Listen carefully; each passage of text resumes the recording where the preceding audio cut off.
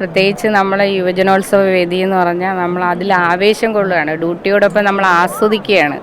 പിന്നെ കൊല്ലം ജില്ലയെ കുറിച്ച് പറയുകയാണെങ്കിൽ കലാകാരന്മാരൊക്കെ ഉണ്ട് എങ്കിലും മറ്റ് ജില്ലകളെ അപേക്ഷിച്ച് കുറവാണെന്ന് എനിക്ക് തോന്നുന്നു. പക്ഷേ ആസ്വാദകർ ഒരു രക്ഷയില്ല. ഇന്ന് ഈ എട്ടാം തീയതി ഞങ്ങൾ അനുഭവിക്കുന്നത് ഡേ ഇൻ നൈറ്റ് ഞങ്ങൾ ഒരുപോലെ ഡ്യൂട്ടി ചെയ്തവരാണ്. ടേണൊക്കെ ഉണ്ട് എങ്കിൽ പോലും നമ്മൾ അറിഞ്ഞ് നമ്മളെ ഓഫീസർമാർ വിളിക്കുമ്പോൾ വന്ന് ഡ്യൂട്ടി ചെയ്യുന്നവർ, പക്ഷേ ഒരു ക്ഷീണവും തോന്നില്ലെന്നുള്ളതാണ്. അത്രയ്ക്കും നമ്മൾ ആസ്വദിച്ച ഈ ഡ്യൂട്ടി ചെയ്തിട്ടുള്ളത്. കുട്ടികളുടെ ഓരോരുത്തരും മികവുറ്റ കലാകാരന്മാരും കലാകാരികളുമാണ് ഇവിടെ വരുന്നതെല്ലാം. ഞങ്ങൾ ജഡ്ജസിനെയാണ് അന്തം വിട്ട് നോക്കുന്നത്. ഇവരാർക്കും മാർക്ക് കൊടുക്കും, ആരെ ഈ മുൻനിരയിൽ കൊണ്ടുവരും. ഞങ്ങൾ ഒപ്പം ചുവടുവെച്ച കൂട്ടത്തിലാണ് ഞങ്ങൾ.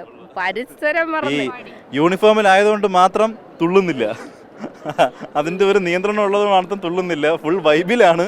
ഡ്യൂട്ടി ആയതുകൊണ്ട് മാത്രം കൺട്രോൾ ചെയ്ത് നിൽക്കുകയാണ് മാഡം.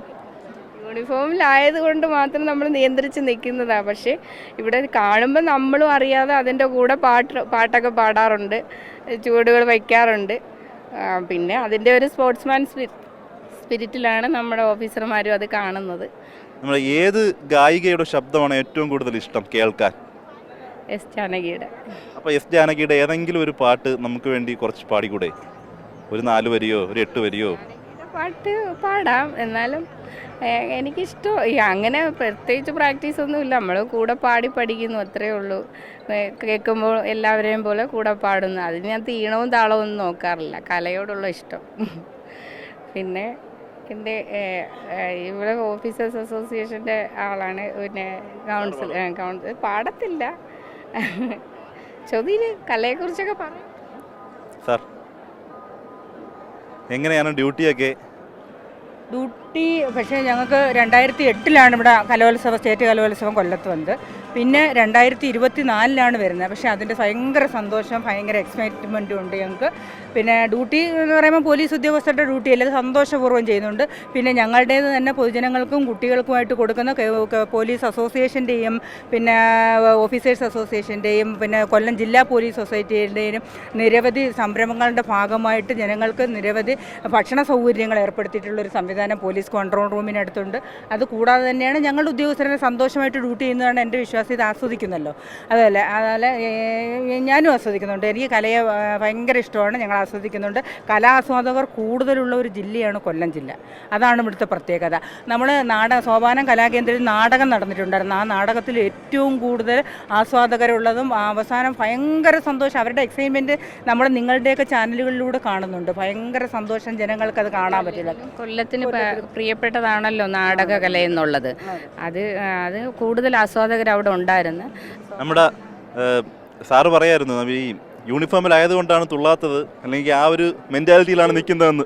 ഞങ്ങളും ചെയ്യും, ഞങ്ങളുടേതായ പിക്നിക്കും ടൂർ പ്രോഗ്രാമൊക്കെ പോകുമ്പോൾ ഞങ്ങളും ഡാൻസ് ചെയ്യും, പാട്ട് എല്ലാം ചെയ്യും. പക്ഷേ യൂണിഫോമിൻ്റേതായ ഒരു റെസ്ട്രിക്ഷൻ ഉണ്ട്, അതനുസരിച്ചാണ് നിങ്ങളത്. എന്നാലും ആസ്വദിക്കുന്നുണ്ട്, ഞങ്ങൾ ആസ്വദിക്കുന്നുണ്ട്. നമുക്ക് എന്തായാലും ഒരു പാട്ട് കേൾക്കാം. ഇത്രയും പറഞ്ഞ സ്ഥിതിക്ക് പോലീസ് യൂണിഫോമിൽ തന്നെ ഒരു പാട്ട് കേൾക്കാൻ വല്ലാത്ത ആഗ്രഹം. നമുക്കപ്പോൾ എന്തായാലും മാഡത്തിൻ്റെ പാട്ട് കേൾക്കാം. എസ് ജാനകിയുടെ പാട്ടായ വളരെ സന്തോഷം, ഏത് പാട്ടായാലും കുഴപ്പമില്ല. അല്ല, ഇതൊക്കെ കാണുമ്പോൾ ഇവിടെ ട്യൂണൊക്കെ കേൾക്കുമ്പോൾ നമുക്കൊരു അടിച്ചുപൊളിയാവും അല്ലേ?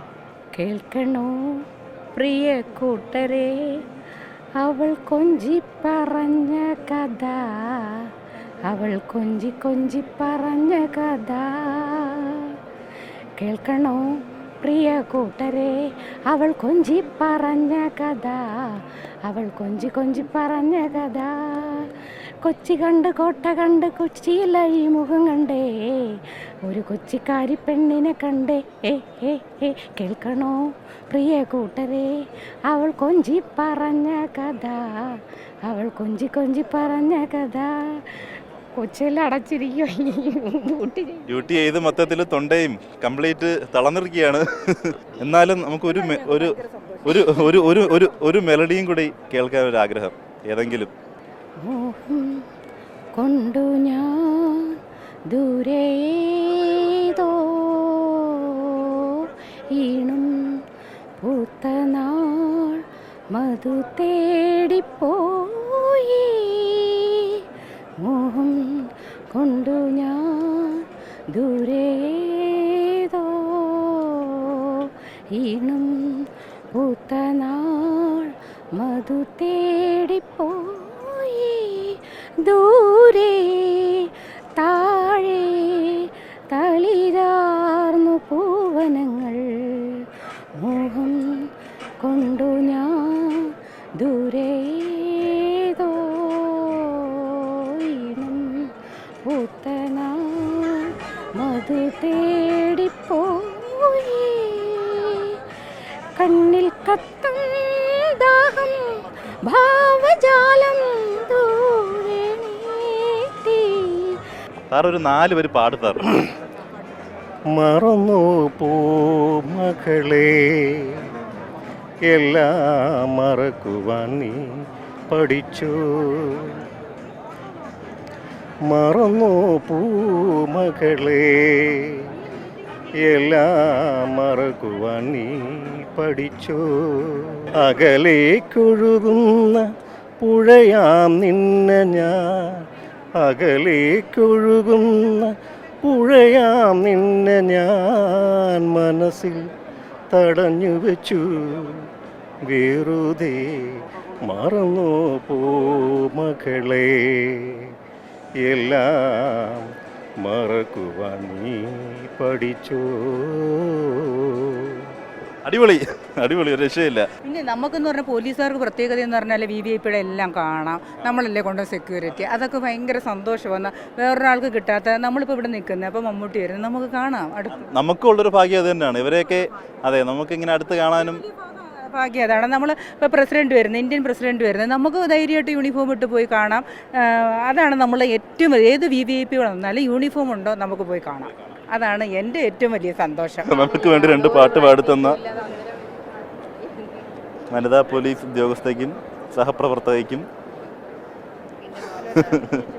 അതെ, നേരത്തെ നമുക്ക് പാടിയിട്ട് പോയ അദ്ദേഹത്തിനും 24ന്റെ പേരിലും ഈ കൂടിയ ആൾക്കാരുടെ പേരിലും കേരള പോലീസ് ഫോഴ്സിന്റെ പേരിലും ഇവിടെ വരുന്ന മമ്മൂട്ടിയുടെ പേരിലും എല്ലാവരുടെ പേരിലും നന്ദി അറിയിച്ചുകൊള്ളുന്നു.